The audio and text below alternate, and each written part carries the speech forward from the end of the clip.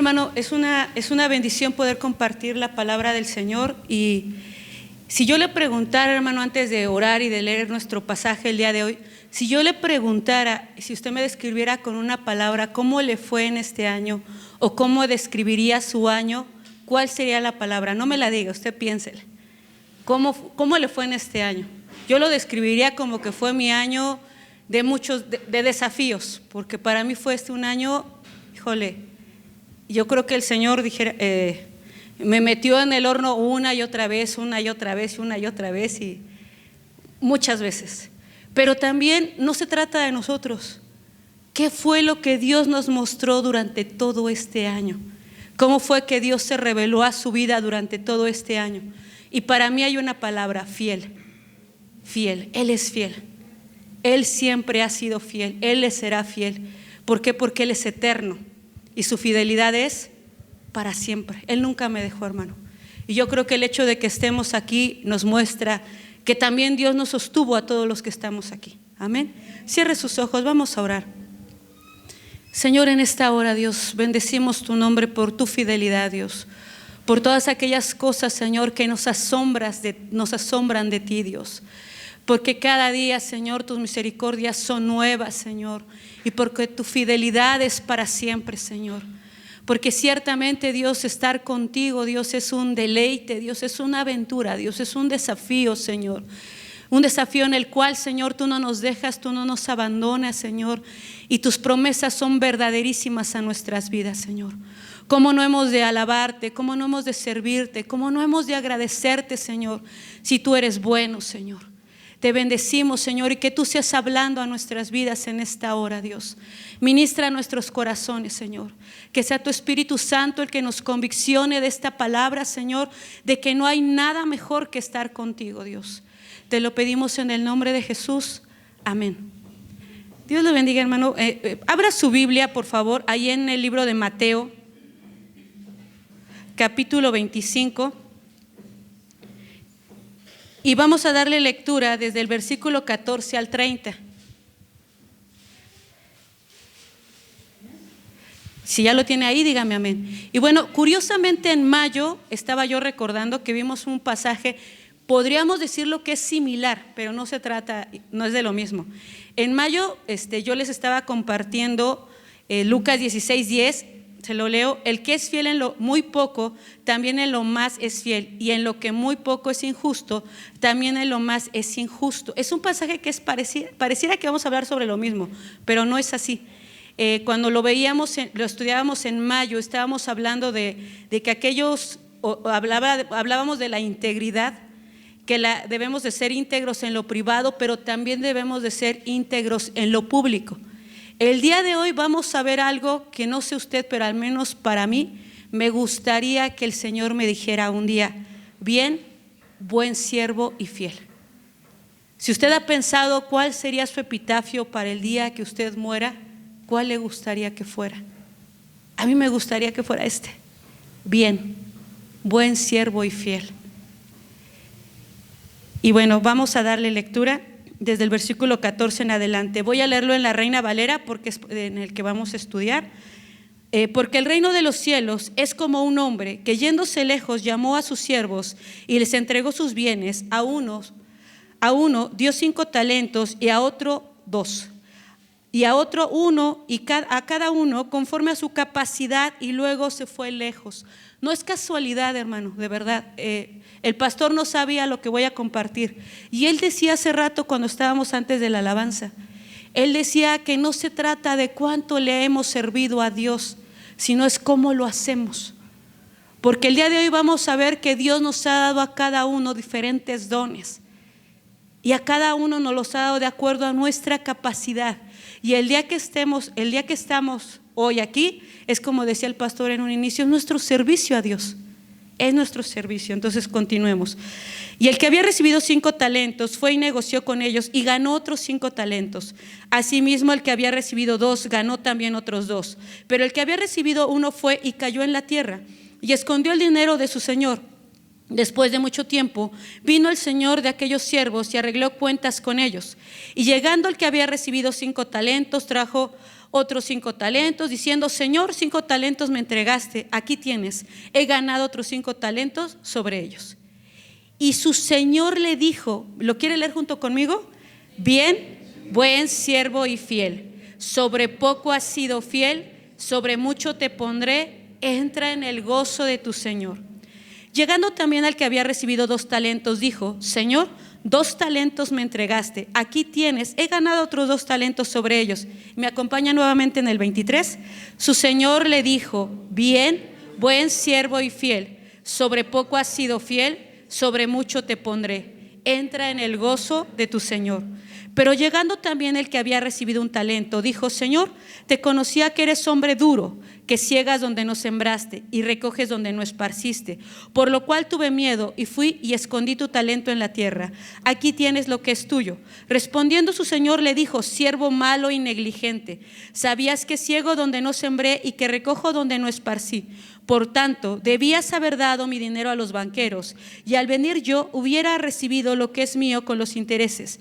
Quitadle pues el talento y dadlo al que tiene 10 talentos, porque al que tiene le será dado y tendrá más, y al que no tiene, aún lo que tiene le será quitado. Y al siervo inútil, echadlo en las tinieblas de afuera, allí será el lloro y crujir de dientes. Y muchas veces cuando leemos este tipo de parábolas decimos: ¡ay, qué fuerte! Pero ¿ya leyó la primera parte? El día de hoy, como título de esta enseñanza, precisamente ocupé el versículo. Se llama bien, buen siervo y fiel. Y bueno, ¿cuál es el propósito? Reflexionar en qué tipo de siervo soy o quiero ser. Si yo he sido fiel al Señor o si en esto es lo que tengo que trabajar.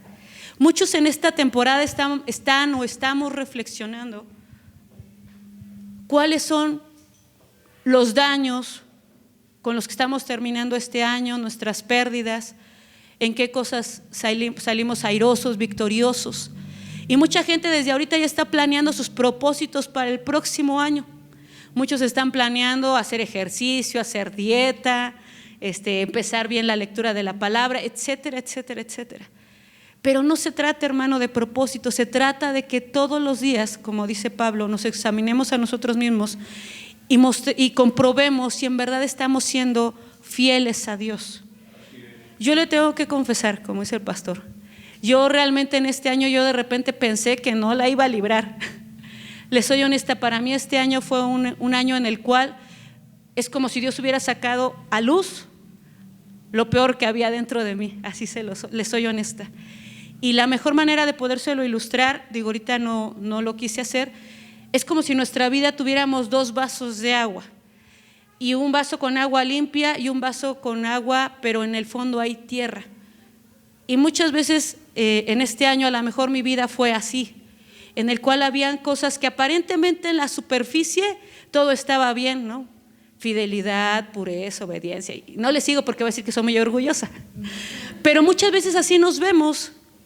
Y cuando la realidad es cuando vienen las pruebas a nuestras vidas, viene el Señor y mueve tantito las aguas. Y usted piensa que está bien delante del Señor, porque somos personas de oración. Este año fue un año bueno en el sentido de que muchas personas se empezaron a involucrar en la oración y de verdad ha sido una bendición. Y Dios viene y empezó a mover tantito las aguas y empieza a salir a superficie lo que realmente hay en nuestro corazón. Y empiezan a salir esas piedras, empieza a salir todo ese lodo a la superficie. Y a mí no me gustó, porque empezó a salir lo que realmente hay. Muchas veces era hipocresía, muchas veces era egoísmo, muchas veces era resentimiento, hasta amargura, ¿no? Y más me enojaba y entonces más salía a la superficie. Pero el Señor lo hace con la finalidad de transformar nuestras vidas, de pulir nuestro carácter. Por eso yo le decía, fue un año para mí de mucho desafío, en el cual muchas veces yo me encontraba pues peleando con el Señor, pero pues el Señor podría decirme: pues échale y dime todo lo que quieras, ¿qué me puedes hacer? Y simple y sencillamente, como decía el pastor, solamente es con la finalidad de nuestro bien, de ejercitarnos en la piedad, de ejercitarnos en la santidad, de ejercitarnos en la pureza, en la obediencia. Muchas veces nos olvida lo que le pedimos al Señor: Señor, yo te quiero ser fiel. ¿Y cómo nos va a ejercitar el Señor en la fidelidad? Pues a través de las pruebas, a través de las luchas, a través de las tentaciones. Entonces, si usted puso atención en toda esta parábola, que es muy larga, ya no la vamos a volver a leer. El resumen de esta parábola es que a través de el Señor nos muestra que habrá siempre siervos verdaderos y siervos falsos. Y por eso el Señor me confrontó mucho a mí durante todo este año, mucho, muy fuerte de verdad. La historia habla en esta parábola de un hombre que antes de partir a un largo viaje reunió a sus siervos y les encomendó diferentes cantidades. A uno le dio 1, a otro le dio 5, a todos les dio de acuerdo a su capacidad. Y yo no sé, hermano, qué dones Dios le ha dado a usted, pero Dios a todos nos ha dado dones, a todos, de acuerdo a qué le acabo de decir, de acuerdo a nuestra ¿qué? A nuestra capacidad. A nuestra capacidad. A uno le confió 5, a otro 2 y al último le confió 1. Y habían de emplear aquel dinero para conseguir ingresos. ¿Para quién? Para su Señor, no para nosotros, no para nuestro beneficio, para nuestro Señor, para la gloria y para la honra ¿de quién? De Dios. Pero el siervo que tenía 1 fue y cavó un hoyo en la tierra y lo enterró. No es difícil de ver quién es el Señor en esta parábola. ¿Quién es? Cristo. Él es el Señor. Y que los siervos son responsables de representar los intereses del Señor ausente y que reciben responsabilidad según sus capacidades individuales. No son los mismos dones los que yo tengo que los que tiene mi hermano de la derecha, de la izquierda. No son los mismos dones que tengo yo que los que tiene mi cónyuge, que los que tienen mis hijos. Pero Dios nos ha dado a cada quien diferentes dones.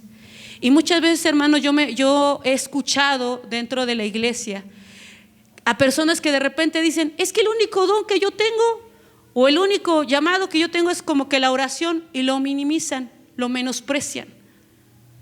Es que yo quiero hacer más, es que yo quiero esto, yo quiero lo otro, yo quiero aquello, y menosprecian ese don o ese llamado que Dios les ha dado a, ¿qué le dije? A la oración.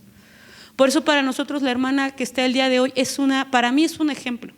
Y para mí cerrar el año conviviendo con ella fue enfocarme nuevamente en lo que Dios me ha llamado a hacer.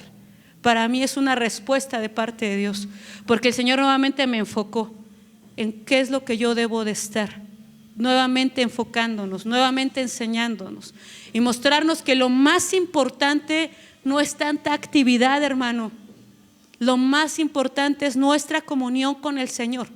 Eso es lo más importante, hermano, no lo olvide, eso es lo más importante. Porque si fuera tanta actividad, ¿por qué está entonces esa palabra que dice que un día muchos le dirán al Señor: Señor, en tu nombre eché fuera demonios, en tu nombre hice esto, en tu nombre hice aquello? Estamos hablando de mucha actividad. Y el Señor les dirá: apártate de mí, no te conozco. Entonces no se trata de actividad, hermano, se trata de comunión con el Señor, que el Señor nos conozca, que el Señor sepa quiénes somos. Lo más importante no es de que tu nombre aparezca como los mejores predicadores en Facebook, en YouTube, como los mejores influencers. No se trata de eso, sino que el Señor incluso les dijo: gózate, regocíjate, alégrate de que tu nombre esté escrito ¿en dónde? En el libro de la vida. Eso es lo más importante. No que tu nombre aparezca incluso en la puerta de una oficina elegante, no que tu nombre aparezca en los periódicos, en las revistas de Hola, no. Lo más importante es dónde va a estar inscrito tu nombre en el día final. Porque déjeme decirle, aunque es un tiempo de gozo y de alegría y de todo, para que el Señor pueda decirnos estas palabras, solamente hay 2 formas. Para que el Señor nos pueda decir: bien, buen siervo y fiel, ¿qué tiene que ocurrir? Que estemos delante de ¿quién? Del Señor. Y hay 2 formas solamente para que el Señor nos los diga. Una, que nos hayamos ¿qué? Dígalo con fuerza, hermano, no tenga miedo. que estemos ¿qué? Muertos. O la segunda, que es nuestra más grande esperanza como iglesia de Cristo, que el Señor venga por su iglesia. Esa es nuestra esperanza, hermano, que el Señor venga por su iglesia, o que estemos muertos, Que muchas veces dicen, ay, ¿cómo muertos? Pues hermano, ¿cómo le hacemos entonces para estar con el Señor? Quisiéramos que todos fuéramos como Enoc, ¿no? que no experimentar la muerte en esta tierra y que el Señor nos arrebate. Pero ¿y si no? Solamente hay dos formas: o morir en esta tierra, quieran por ahí entregar los tenis o colgar los tenis, o que el Señor venga por su iglesia. Y la pregunta cada día es, hermano, ¿estamos preparados? ¿Estamos listos? Ay, hermana, nos va a arruinar la Navidad y el Año Nuevo. No, hermano, no. Déjeme decirle algo, eso es lo que debemos reflexionar todos los días, hermano. Entonces, bueno, vamos a empezar a estudiar nuestra parábola del día de hoy. Vamos a dividirla en dos partes: en los siervos fieles y en el mal siervo. Vamos a estudiar esta parte. Vamos a darle lectura de los versículos 20 al 22. Si me apoyas, Isaac, fuerte, por favor. Gracias. Y llegando el que había recibido 5 talentos, trajo otros 5 talentos, diciendo: Señor, 5 talentos me entregaste, aquí tienes, he ganado otros 5 talentos sobre ellos. Y su señor le dijo: Bien, buen siervo y fiel, sobre poco has sido fiel, sobre mucho te pondré, entra en el gozo de tu señor. Llegando también el que había recibido 2 talentos, dijo: Señor, 2 talentos me entregaste, aquí tienes, he ganado otros 2 talentos sobre ellos. Ok, bueno, aquí estamos hablando en este pasaje de 2 siervos. Por eso le digo, no se trata de la cantidad de dones. Fíjese bien, a uno ¿cuánto le dio? Y al otro le dio 2. Los siervos fieles de Dios reconocen agradecidos los dones que les ha encomendado. ¿Qué don Dios te ha dado? ¿Qué don te dio? Que a lo mejor no lo estás usando y lo estás enterrando. ¿O qué don te dio Dios? Así sea, dicen muchos, es que solamente es la oración. Híjole, hermano, de verdad, ¿cómo menospreciamos muchos la oración? Solamente queremos ser vistos, queremos ser reconocidos. Por eso yo siempre les digo, cuando estamos en la oración, usted va a escuchar que muchas veces decimos, ay, que las hermanas de la oración. ¿Sabe por qué, hermano? Nosotros le damos gracias a Dios como iglesia a las hermanas, porque así se lo digo como es. Hace frío, hay lluvia, llueve, trueno, relampaguea, dijeran por ahí. Si Dios nos permite llegar, ahí estamos. O ahí están las hermanas. Y hace frío y ahí están temblando, pero están orando. Y está lloviendo y ahí están. Eso habla de qué? De fidelidad y de amor para Dios. Eso habla de fidelidad, hermano. Que es una cualidad que tiene nuestro Señor. Él es fiel. Va en contra de nuestra naturaleza, porque nosotros tendemos a ser ¿qué? Infieles por naturaleza. Por eso va en contra de nuestra naturaleza. Por eso nos cuesta trabajo ser fieles. Entonces dice: hay una falsa, hipócrita humildad en muchos que hablan de sí mismos bajamente y niegan tener dones y cualidades que de veras tienen. Lo que hablaba el pastor hace rato, de verdad él no sabe lo que va yo a predicar. Muchos así como que, bueno, es que no, yo la verdad no tengo dones. Pero la realidad lo hacen para ser reconocidos, para buscar, dijeran, que les endulcen el oído, ¿no? Cuando la realidad es que sí los hay. Con esta actitud cometen numerosos pecados. Fíjese bien, ingratitud a Dios. ¿Por qué? Porque ¿de quién provienen los dones? De Dios. Y si uno los usa es para la gloria ¿de quién? De Él, para que sea reconocido su nombre. Hay mentira por negar que poseen algo, pereza por servirles de excusa para no hacer nada, porque muchas veces negamos esos dones. Yo a veces les pregunto, ¿qué don tienes? No, yo no tengo ninguno.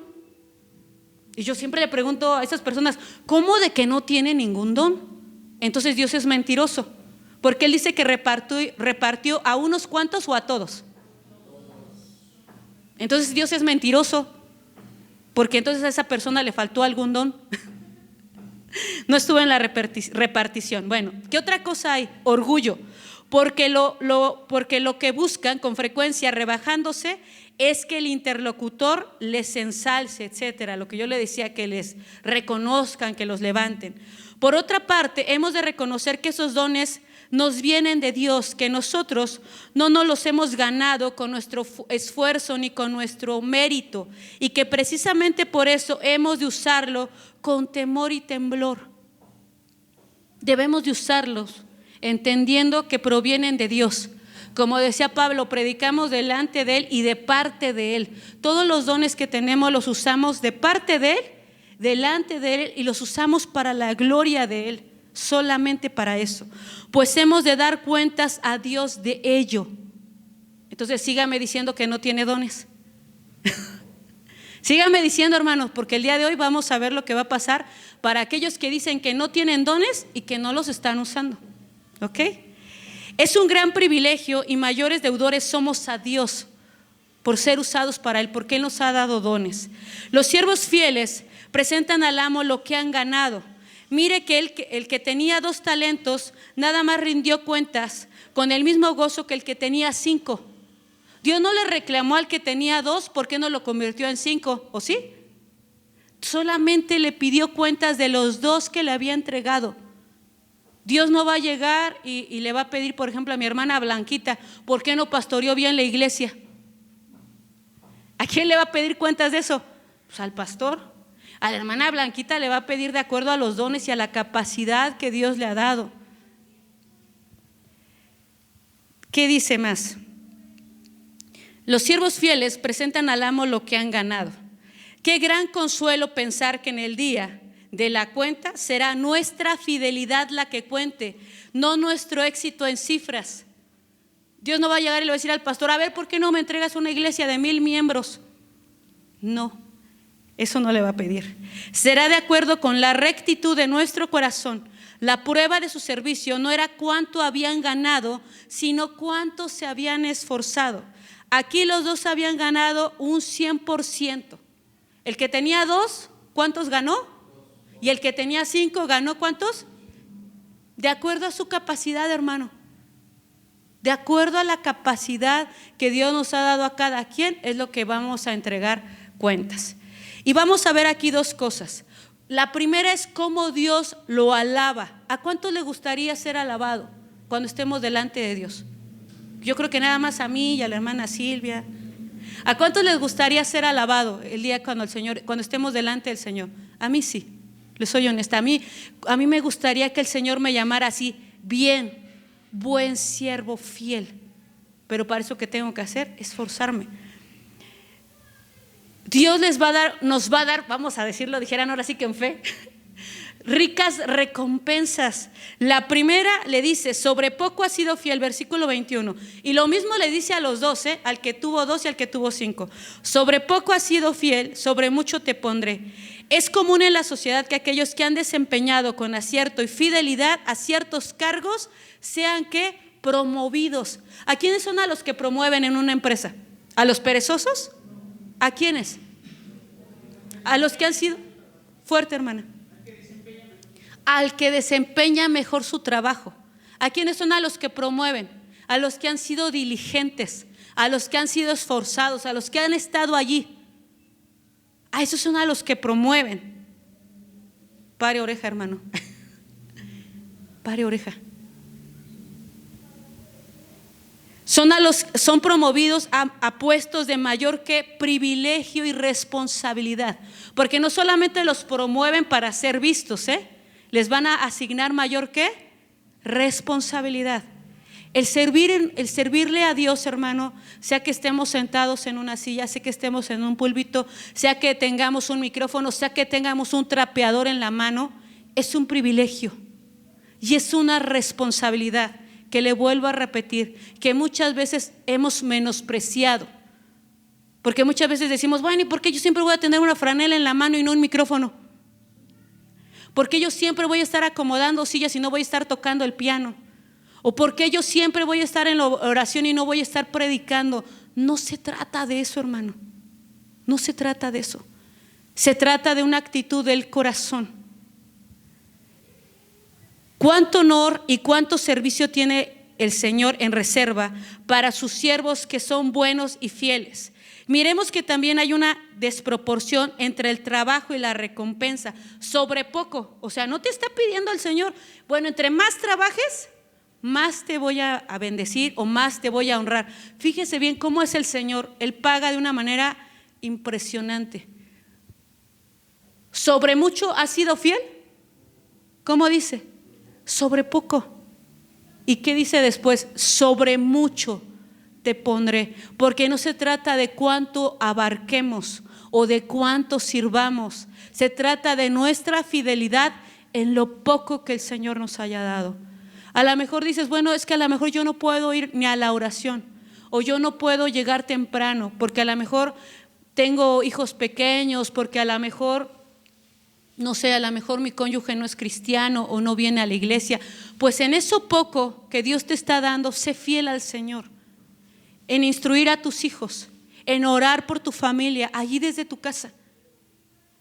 Es que a lo mejor, bueno, yo he estado enfermo, ahí desde tu cama, en eso poco que tú puedes estar intercediendo y orando, hay que ser fieles. Amén. Es decir, lo que aquí podemos hacer por el Señor en esta tierra es muy poco, hermanos, comparado con el gozo venidero, comparado con todo el esfuerzo, fatiga y dolor y aflicción que vivamos en esta tierra, van a ser soportables.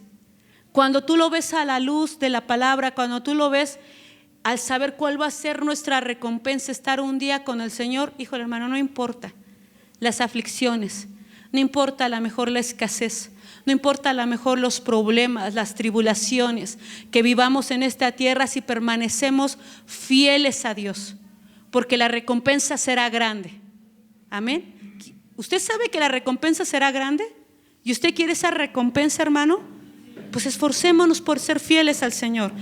Y lo más hermoso, esta es la recompensa más grande que yo espero, hermano, recibir de parte del Señor. ¿Cómo termina el versículo? Léame el final. Entra en el gozo de ¿quién? El gozo que a veces experimentamos aquí, hermanos, híjole, hay días, no sé usted, pero hay días que uno está con todo el gozo y toda la alegría, y hay otros días que amanece uno pero bien apachurrado, así como con ni ganas de levantarte. Yo hubo un día que yo le decía a mi esposo, con ganas de quedarte todo el día en la cama y no levantarte, todo deprimido, ¿no? Ve al profeta Elías, un día con toda la fuerza y derrotando y a todos los profetas, y al otro día ahí en la cueva encerrado todo deprimido. Porque así somos los seres humanos, somos inconstantes, de verdad somos, dijeran, bipolares por ahí.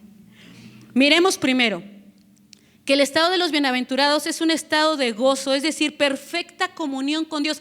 Ese va a ser nuestro mayor gozo, que vamos a tener una perfecta comunión con Dios. Ahí no vamos a batallar con que un día, híjole, es que hoy no escuché la voz del Señor, o es que el día de hoy el Señor no me habló.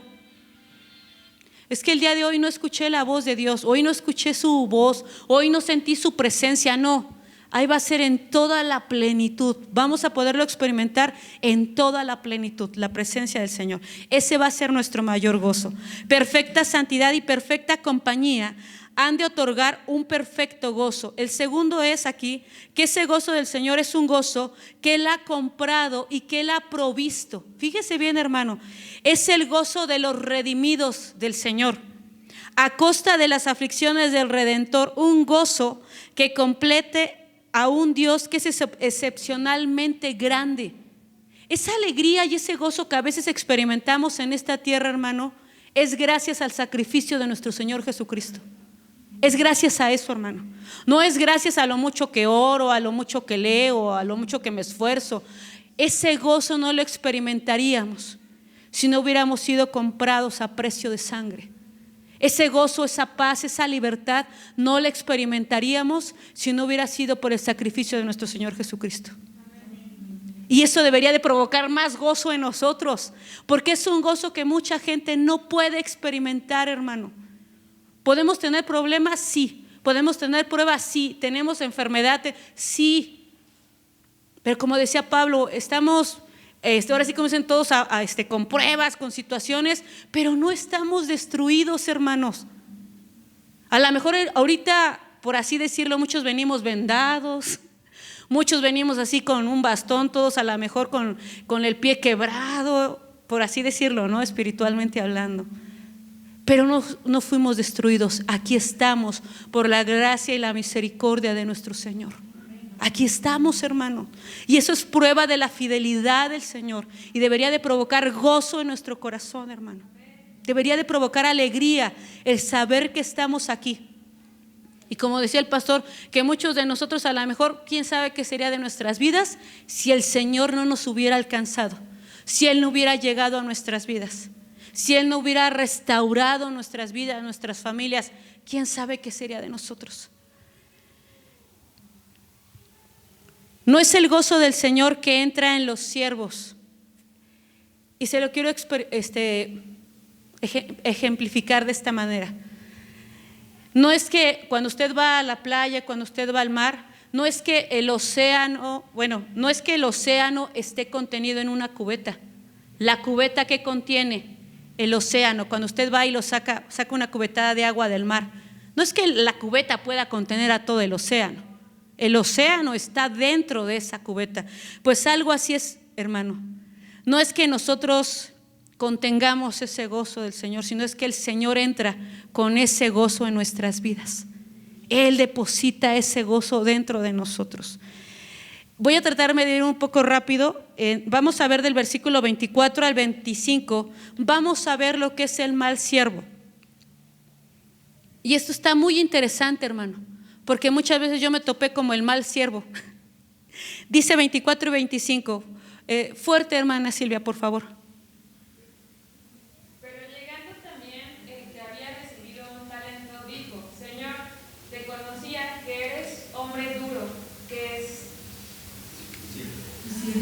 Ciegas donde no sembraste y recoges donde no esparciste.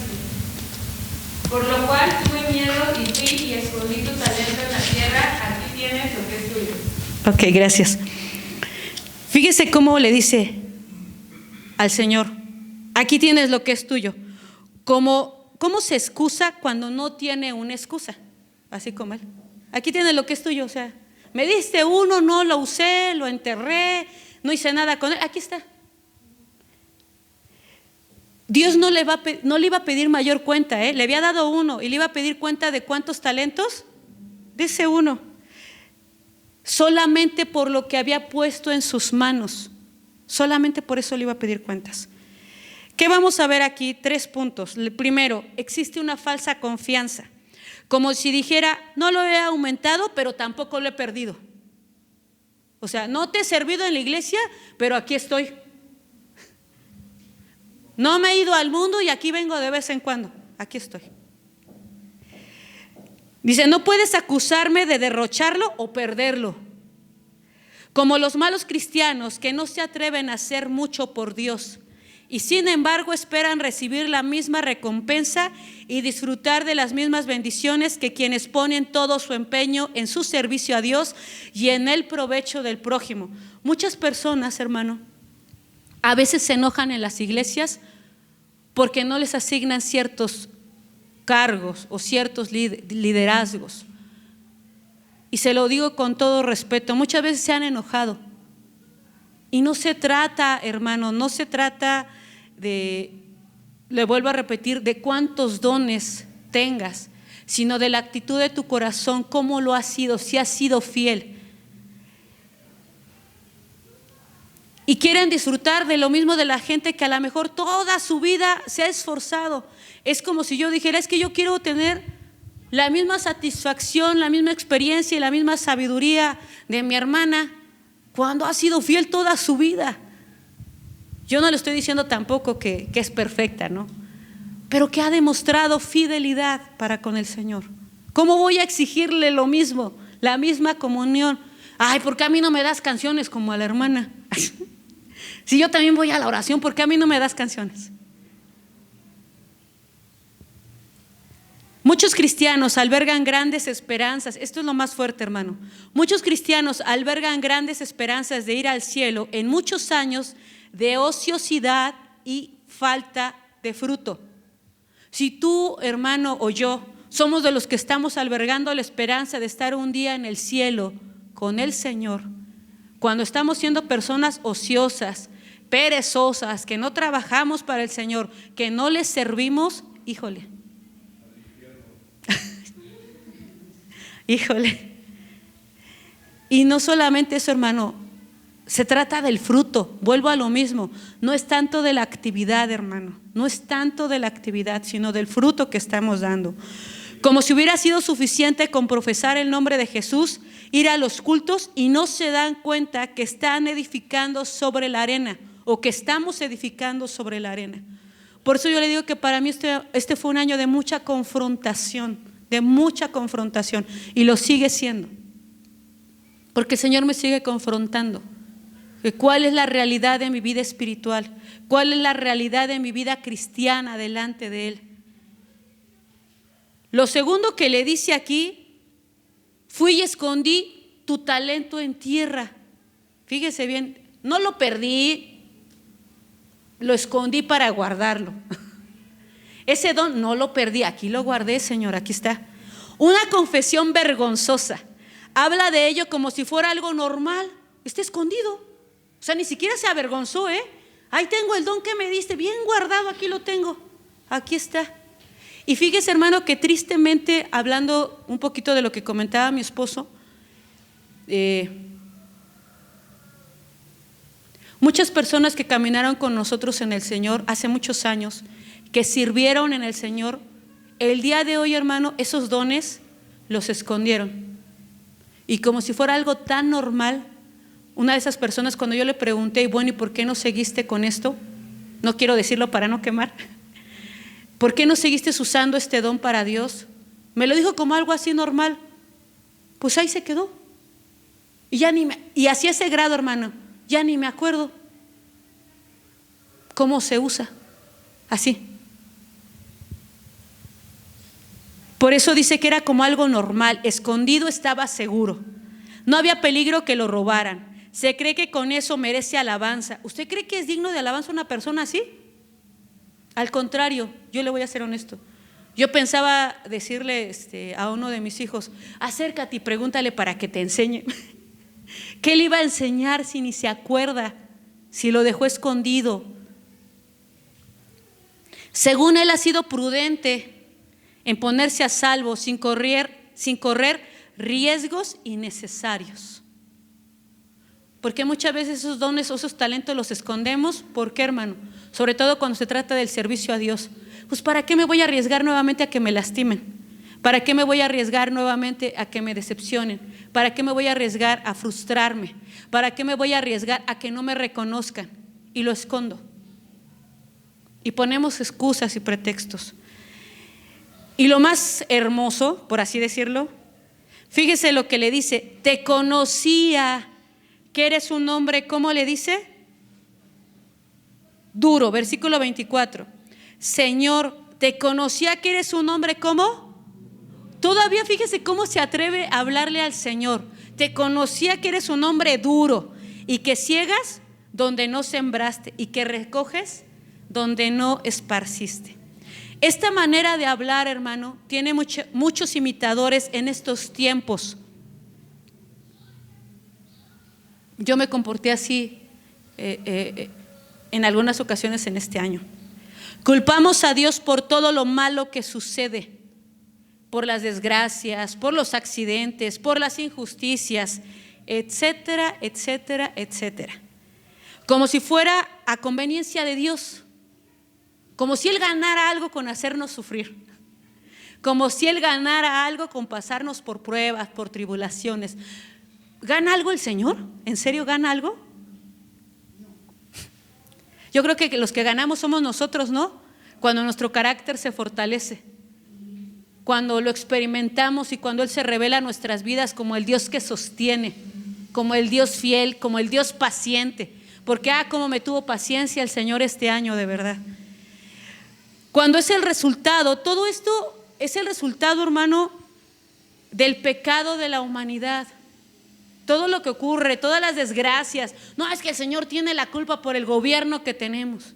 El Señor tiene la culpa por toda la maldad que está pasando, porque ahí lo dice la palabra y Él lo está cumpliendo. Fíjese hasta dónde llegamos. Aparte, Dios no niega a nadie su gracia. Si perecemos es por nuestra culpa, hermano. Si estamos pereciendo espiritualmente, si estamos muertos espiritualmente, es por nuestra culpa, no es por la culpa de Dios. Pero también es cierto que Él extiende su gracia, Él extiende su perdón y extiende su misericordia y nos da otra oportunidad. Nos perdona si genuinamente nos arrepentimos. ¿Qué otra cosa más? Fíjese todavía lo que continúa. ¿Cómo dice en el versículo 25? Por lo cual tuve ¿qué? Miedo. Si hubiera amado al amo, este siervo, ¿usted cree que hubiera tenido miedo? No. No hubiera hablado así de él. Fíjese todo lo que le dijo, qué fuerte. Le dijo que era un hombre duro. Le dijo que tenía miedo de él. Porque en el amor no hay miedo, hermano. El amor echa fuera todo temor. Por eso decimos que él no lo amaba. El verdadero creyente está libre del miedo. Los pensamientos de miedo nos apartan del servicio a Dios, porque creen que es imposible complacer a Dios. De nada les sirve, de nada sirve mi servicio a Dios. No haré nada que merezca la pena. ¿Y por qué tenemos ese tipo de pensamientos, hermano?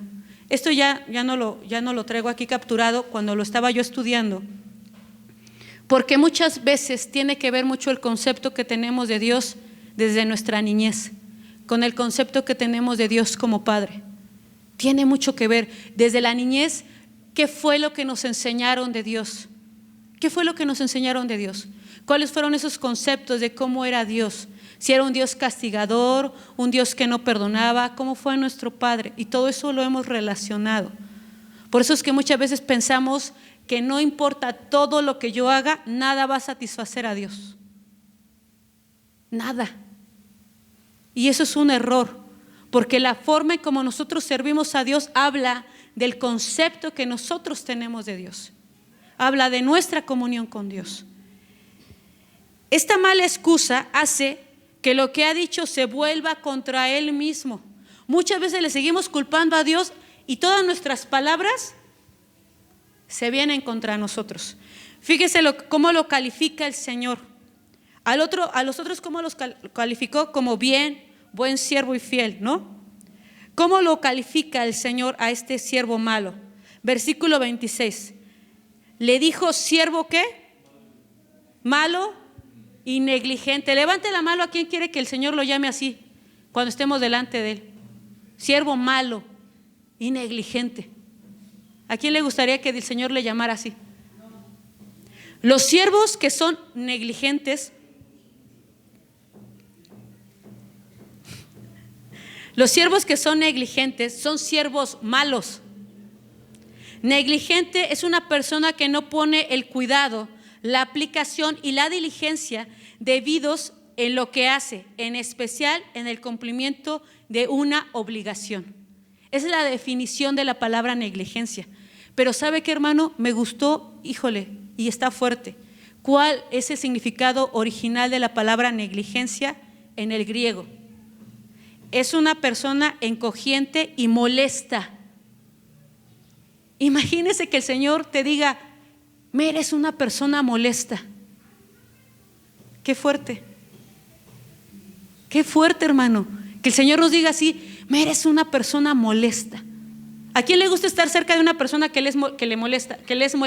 ¿A quién le gusta? ¿Cómo se siente? Es una persona incómoda. ¿Puede usted actuar en esa misma libertad? ¿Quiere convivir con ella? No quiere estar delante de esa persona. Imagínense que el Señor, aparte de todo, que nos diga así, que nos diga, me eres molesto. A diferencia de lo que le dice a los primeros siervos, que en el griego quiere decir que es una persona digna de confianza, una persona fiable. No sé usted, hermano, si en algún momento de su vida lo han elogiado por sus cualidades, por su valor moral, por sus valores éticos, y le han dicho, tú eres una persona digna de mi confianza. ¿Cómo se siente? Ay, como pavo real, así dice, ¿no? Se siente uno bien, satisfecho de decir, creo que vale la pena hacer lo correcto. En lo que no muestra interés es en la obra de Dios. Está próximo a ocuparse en qué, el que no muestra interés en la obra de Dios, ¿en qué se va a ocupar entonces, hermano? ¿En la obra de quién? Si no es en la de Dios, ¿en la quién se va a ocupar? ¿En la obra de quién? Pues del diablo. ¿Por qué cree que las personas que no están sirviendo a Dios, que no están en la iglesia, ¿a qué se dedican entonces? Pues a lo malo. Eso es obvio, eso es más que obvio. La omisión, hermano, es un gran pecado que ha de venir a juicio. La negligencia va a dar paso a la perversidad.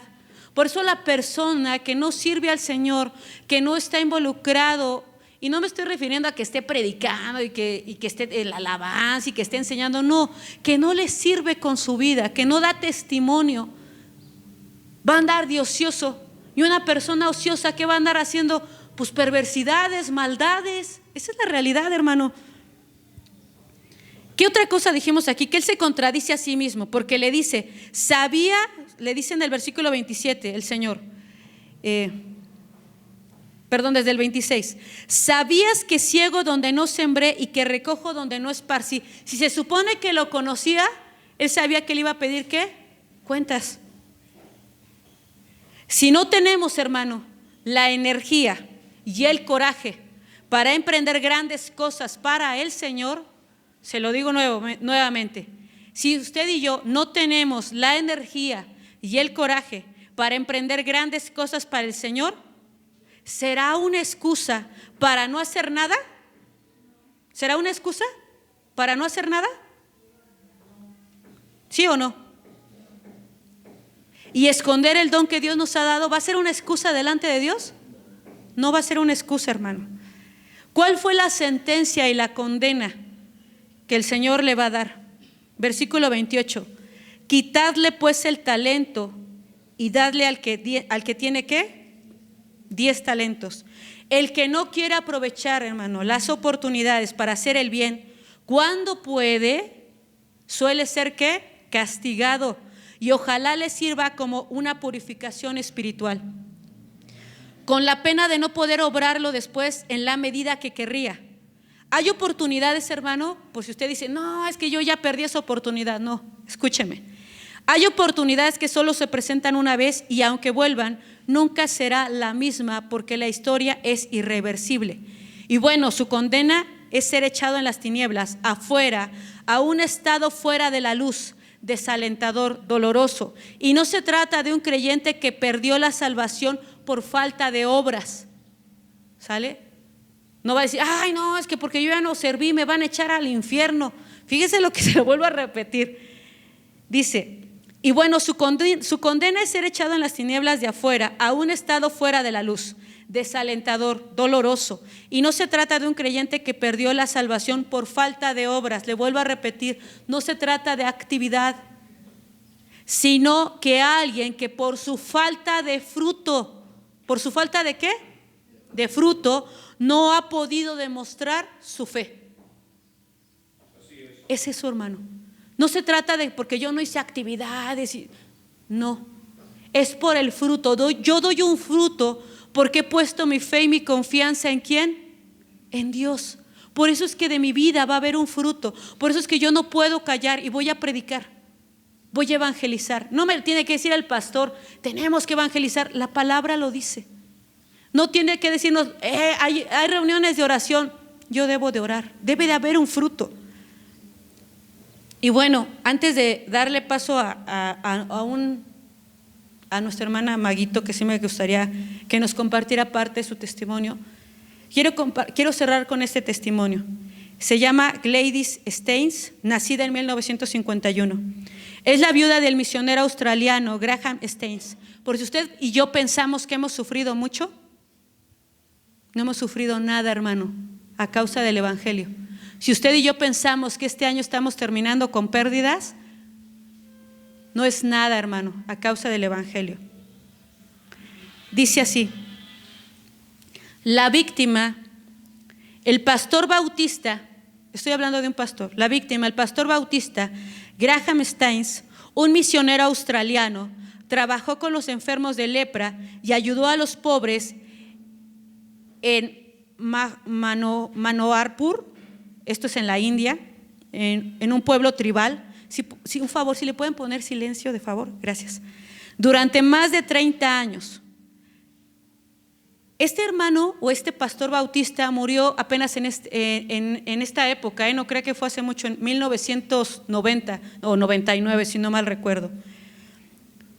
Hace poco más de una década fue quemado vivo durante la noche mientras dormía en un coche con sus 2 hijos, un niño de 8 y de 10 años. Fue rodeado de una turba compuesta por unos 50 hindúes enardecidos que rociaron con gasolina. Si guardan silencio de favor, por favor. Gracias. Hace poco más de una década fue quemado vivo durante la noche mientras dormía en un coche con sus 2 hijos de 8 y de 10 años. Fue rodeado por una turba compuesta por 50 hindúes enardecidos que rociaron con gasolina y prendieron fuego al vehículo. En aquel tiempo los hindúes extremistas protestaban por la conversión de las comunidades indígenas al cristianismo. Steins fue acusado de forzar a la conversión de hindúes pobres. Su esposa y su hija, creo que tenía 13 años, no fueron quemadas y no fueron muertas porque ellas se quedaron a descansar en un pueblo. Ellos habían estado compartiendo en diferentes comunidades y le acabo de hablar que fueron quemados vivos. Él y sus 2 hijos, 2 niños. En lugar de regresar a Australia, Steins, la esposa, que era Gladys, decidió quedarse en la India, donde ella y su esposo habían servido a los leprosos, manteniendo a su hija Esther con ella, diciendo, fíjese hermano las palabras, no puedo simplemente dejar a esas personas que aman y confían en nosotros.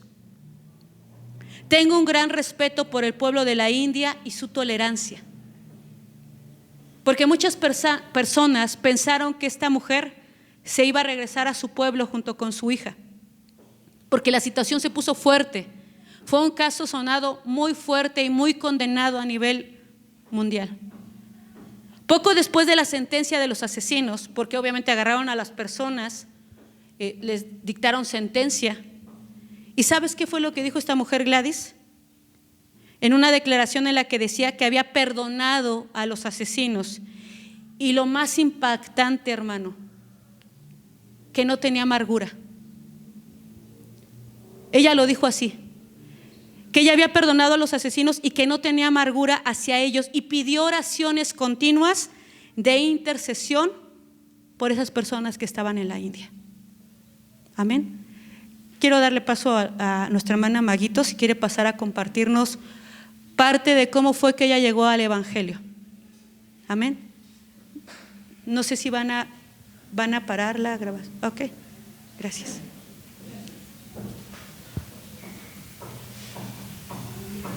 ¿Por qué, hermanos? Porque para nosotros es un ejemplo de fidelidad. Amén. Me da mucho gusto conocerlos. Me siento contenta. Me siento feliz de que el Señor me haya traído aquí. Él sabe sus caminos y por qué y para qué me condujo aquí.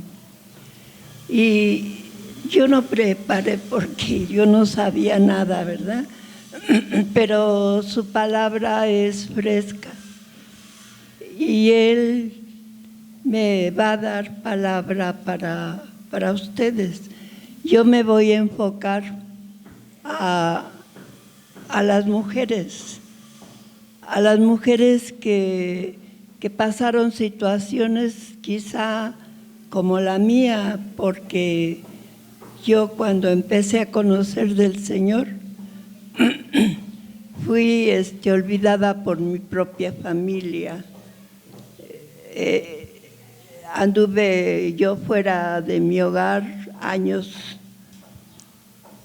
porque yo no di un paso atrás desde que yo lo conocí. Ese gran rey me rescató, me miró con ojos de misericordia y ternura y me liberó. Y yo nunca, a pesar de todo lo que pasé, no di un paso atrás. Somos como el pueblo de Israel. que Dios oyó su clamor 400 años y parecía que no los oía, pero Él sabía por qué y para qué. Y así tenía Él planes en mi vida y en la vida de muchas mujeres que han pasado situaciones dolorosas, han pasado humillaciones, han pasado soledades, han pasado falta de amor de sus propias familias, pero de lo cual ahora Él dice que Él por un poco tiempo nos abandonó, pero es tiempo de ensanchar nuestras tiendas, nuestras cortinas, nuestras vidas, porque de Él tuvimos misericordia y Él nos sacó a través de millones de mujeres que estaban sufriendo y que nos dio un tiempo, como al pueblo de Israel. Nos dio un tiempo, pero dijo, ahora te daré de mi misericordia. Pasaron los años y yo mi vida pues siguió igual o peor, ¿verdad? Porque hasta de mis hijos fui desechada. No de todos, pero sí de algunos, de mi esposo, que él me tomó de su mano y me sacó de mi casa. A ver, ¿a dónde te vas?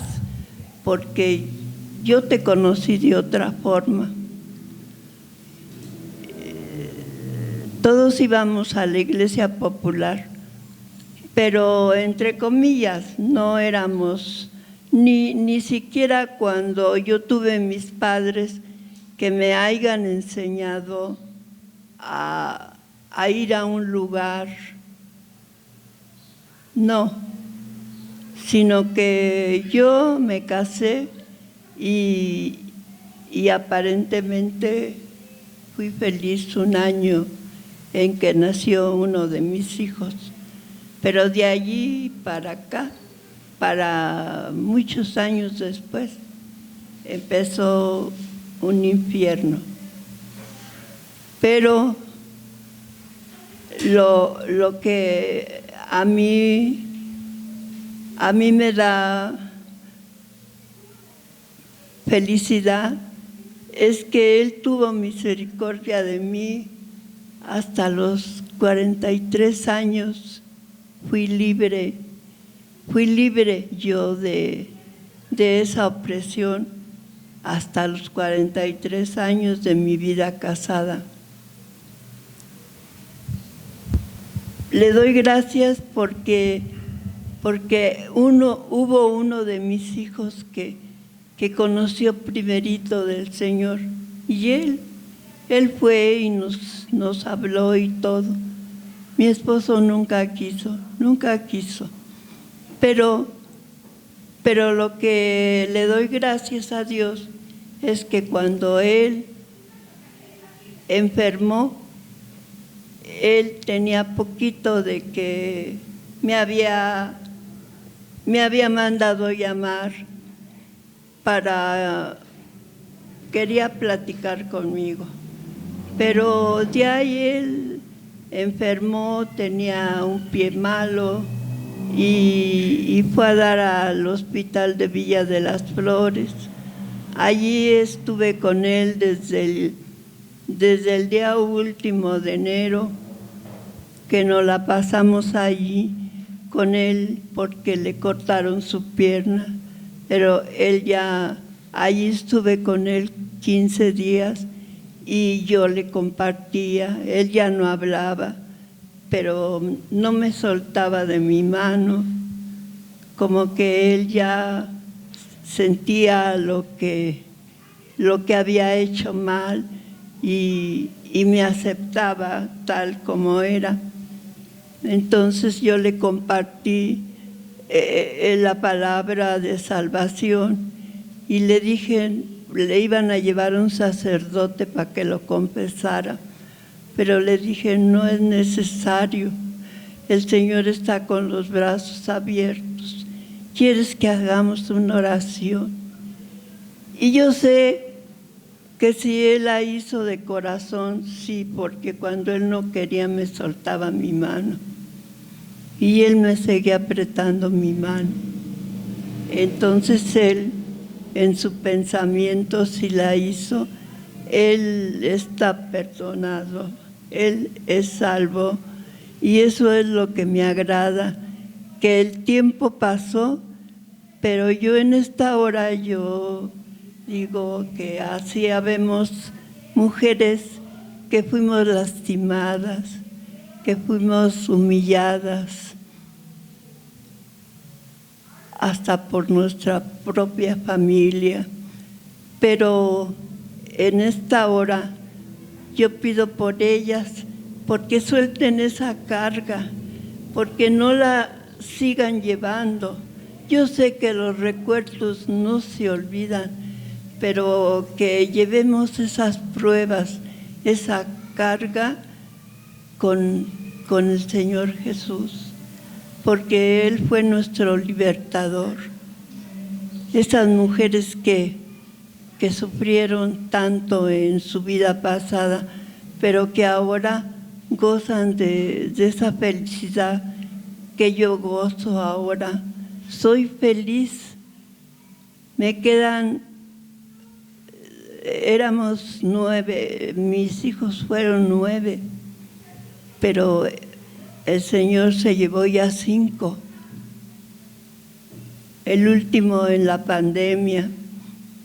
Y ha sido duros golpes, pero con Él estoy fuerte. Con Él estoy fuerte. Vivo con mi hijo, el más pequeño. Él es el que me ve, Él es el que me cuida, Él es el que puso el Señor a una edad mía de 43 años, me lo dio para mi vejez. Él sabía que Él iba a ser como un muro para sostenerme. Y yo le agradezco al Señor por todo eso. Y es como el Señor, somos como piedras preciosas para Él, las mujeres y los varones, ¿verdad? Pero somos como esa piedrita que rodaba en el mundo, rodaba y la pisaban, la maltrataban, la aventaban para un lado y otro. Pero llegó un hombre y la levantó y la vio y tuvo misericordia de ella. Y con ese amor la limpió con su sangre preciosa. Limpió esa piedrita y la guardó en un lugar seguro. Y esa piedrita soy yo. Y Él un día va a venir por su piedrita. Yo lo espero con felicidad, lo espero con amor, lo espero porque Él es mi esperanza, porque Él no murió de balde, ni nosotros vamos a morir de balde, a que allí acabe todo. No, hay una esperanza en esta vida, pero yo les suplico a las mujeres que han sido lastimadas que dejemos esa carga en las manos preciosas del Señor. Y Él hará proezas en nuestra vida. Por eso nos dice, por un tiempo te olvidé, pero ahora te recogeré con grandes misericordias. Amén.